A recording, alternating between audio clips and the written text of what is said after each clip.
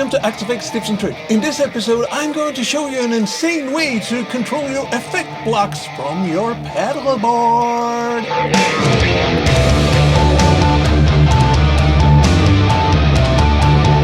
Hi, I'm Max Hayes from the band Psychedelic. Today we are going through the second video about how I set up my FC pedalboard. In this video, I'm going to show you a really cool way to control your effect, amps and cabs from the pedalboard. I came up with this idea from seeing the original setup on the master layout page that had a performance layout. But I thought nothing is so good that you can't improve it. So I started to put together a preset called Guitar Sound Finder.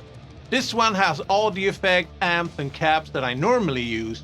I wanted to be able to quickly go through all the effects, amps and cabs, but not having to use the editor all the time and just controlling the blocks on the pedalboard. We're going to start off by having a look at the preset that I made for this.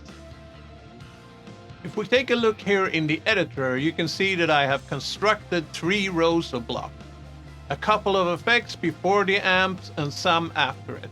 2 amp blocks and 1 cab block. The CPU is running quite high, but my idea was to try out the blocks that I want and save it as a new preset, and deleting all the blocks that I wasn't using to get the CPU to go down. On the XFX2 you were able to turn on and off effects, but the XFX3 takes this to a whole new level. You can still turn on and off the effect block, but there is another feature that I really like when I found it. And that is that you can scroll through the channels on each block from the pedalboard. You can use up to 4 channels with different variation on each block and scroll through them by holding down a pedal. Let's go through how I set up my layout to control the effect block. Here you can see that I have a couple of layouts. I have already shown you my preset layout and my scenes layout, but I also have something called pre-effect, post-effect, delay and reverb, and then drive and amp. The pre-effect is the effects that I use before the amp block. The post-effect is something that I use after the amp block. I also found it really handy to have the delay and reverb on one layout and the drive and amp and cab settings on one layout. To easily show you what I have done on my pedalboard, we can start up with the third layout. Here I have the delay 1C. If we go to the button setting, you can see that I have on the tap function is an effect, I have a bypass function, I have signed the delay 1 to this one, but now comes the magic. You can sign up a whole function for the same button using this setting.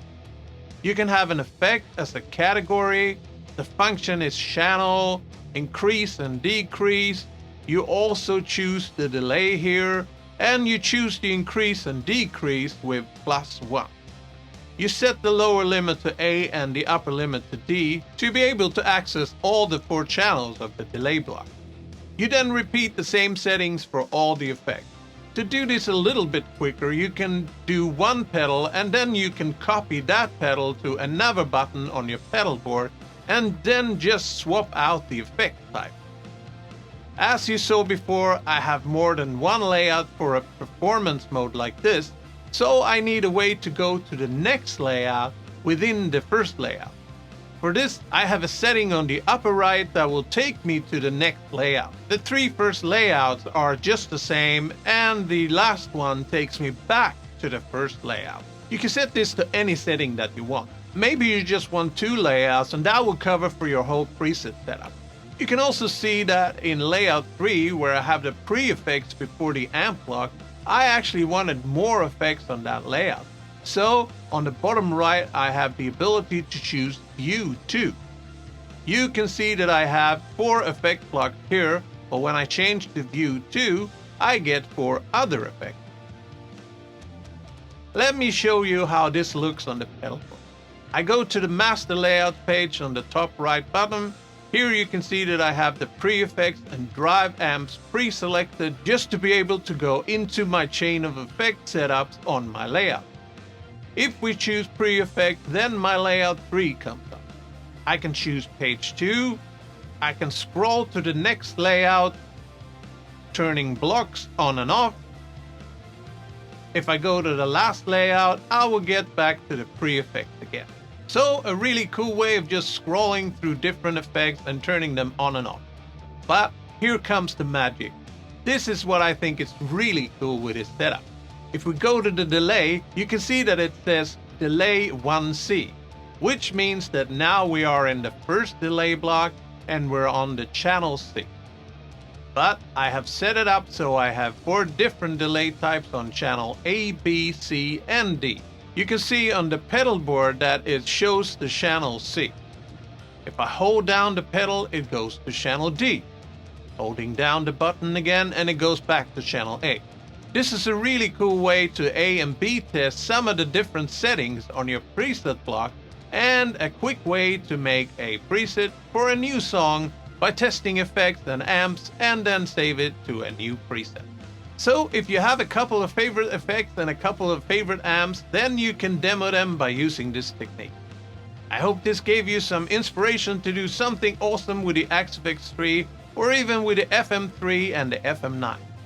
If you enjoyed this video, please hit the like button and be sure to subscribe to this channel so I can make more of these videos in the future. Please share this video to all your XFX friends. And I hope you're making some crazy presets using this technique. And as I always say, use it for good, not for evil.